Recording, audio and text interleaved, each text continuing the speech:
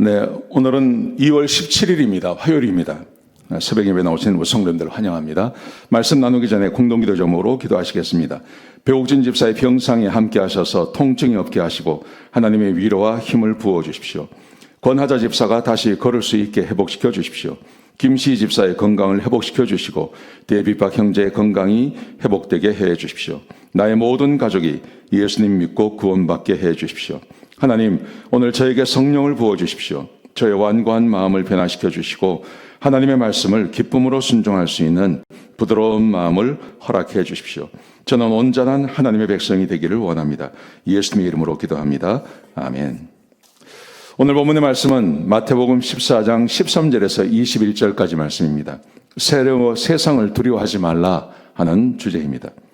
여러분, 예수님 시대는 정치적으로 굉장히 불안한 시대였습니다.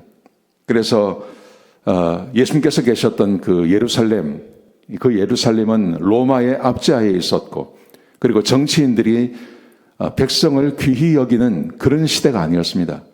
굉장히 어둡고 그런 시대가 바로 예수님께서 이 땅에 계시던 시대였습니다. 그러니 사람들이 로마인도 두려워하고, 그리고 정치인들도 두려워하고, 또 종교인들도 마찬가지입니다. 그 종교인들이라고 하는 게 바리새인들, 또 사두개인들, 제사장들 이런 사람이지 않습니까? 그 사람들도 막강한 권력을 가지고 막 사람들을 죽이고 재산을 빼앗고 하는 일을 하고 있었습니다. 그때 이게 얼마나 엄위하고 두려운 일입니까? 그 힘이 없는 사람들에게요. 근데 오늘 본문에 보시면 우리 예수님께서 예수 믿고 구원받은 사람들에게 하나님을 믿고 산다는 게 얼마나 좋은 것인지를 우리에게 보여주시는 사건이 이 본문의 사건입니다. 먼저 예수님께서 13절부터 11절 말씀해 보시면 13절 말씀해 보시면 이렇게 기록되어 있습니다. 침례요한이 순교당했다는 이야기를 들으세요. 침례요한의 순교의 소식을 들으시고 예수님께서 그냥 빈들로 나가버리십니다. 빈들로, 배를 타고 저 빈들로 나가셨다, 그렇게 기록되어져 있습니다. 예수의 마음이 얼마나 아프셨을까 하는 것입니다. 침례요한의 죽음을 들으시고 예수님께서 마음을 아파하세요. 우리가 여기서 한 가지 의문이 있습니다. 왜 예수님께서, 하나님께서 침례요한을 죽게 하셨을까 하는 것입니다. 여러분, 우리가 요한계시록 6장에 보시면 죽임당한 많은 성도들이 하나님의 말씀과 예수 그리스도의 말씀과 믿음 때문에 순교를 당한 그 성도들이 하나님의 보호자 앞에 가서 탄원하는 기도가 나옵니다.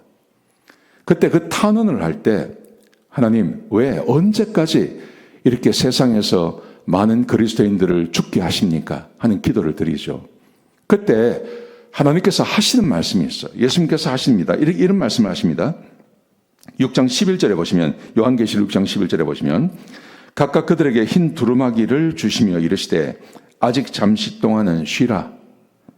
그들의 동무, 종들과 형제들도 자기처럼 죽임을 당하여 그 수가 차기까지 하라. 그렇게 말씀하세요. 순교자의 수가 차기까지 하라. 이 순교자들이 묻는 겁니다. 언제까지 하실 것입니까? 이 말의 의미는 어떤 의미냐면 예수님께서 이 땅에 오시는 걸 말하는 거예요. 재림을 말하는 거예요.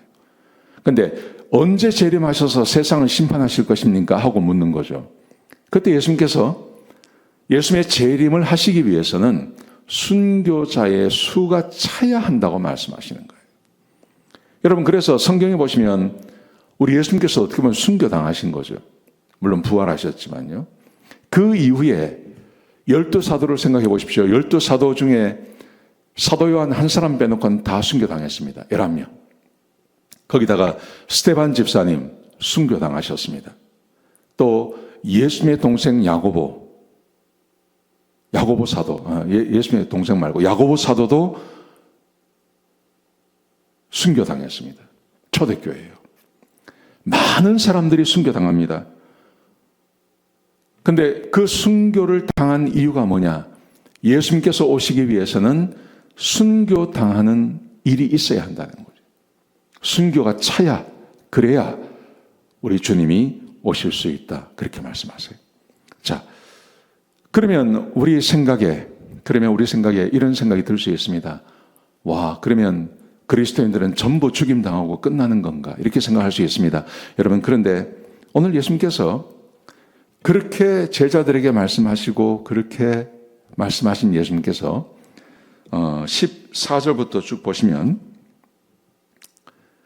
예수님께서 그 계시던 곳에서 멀리 떠나셨어요. 아마 갈릴리 저쪽으로 가셨을 것입니다. 그랬더니 무리가 이 소식을 듣고 예수님께서 계신 곳에 찾아 나왔습니다. 그러자 예수님께서 그것을 보시고 그 사람들을 불쌍히 여기셔요. 그래서 그 사람들에게 가셔서 병자를 고쳐주세요. 병자를 고쳐주시는데 날이 저물도록 고쳐주세요. 그러자 제자들이 나와서 말을 합니다. 예수님, 여긴 빈들입니다. 여기는 사람도 없는 곳이고 없으니 이제 날이 저물어 가니 사람들을 돌아가서 사람들이 밥을 사 먹게 하십시오. 이렇게 말하죠. 그러자 예수님께서 너희가 먹이라 이렇게 말합니다. 아니, 우리가 가진 것이 없습니다. 우리 가진 거라고는 보리떡 5개 하고 물고기 2마리밖에 없습니다. 이렇게 말하죠.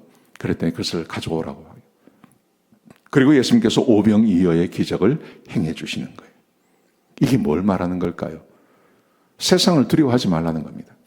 세상 두려워할 거 하나도 없다는 거죠.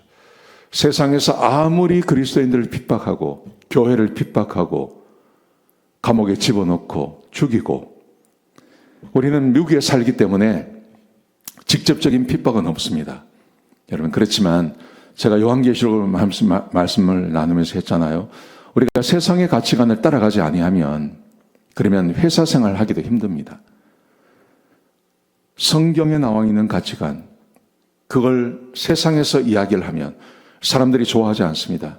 함께 지내기가 어렵습니다. 동성애를 반대하는 것, 이런 거 이야기하면 사람들이 좋아하지 않죠.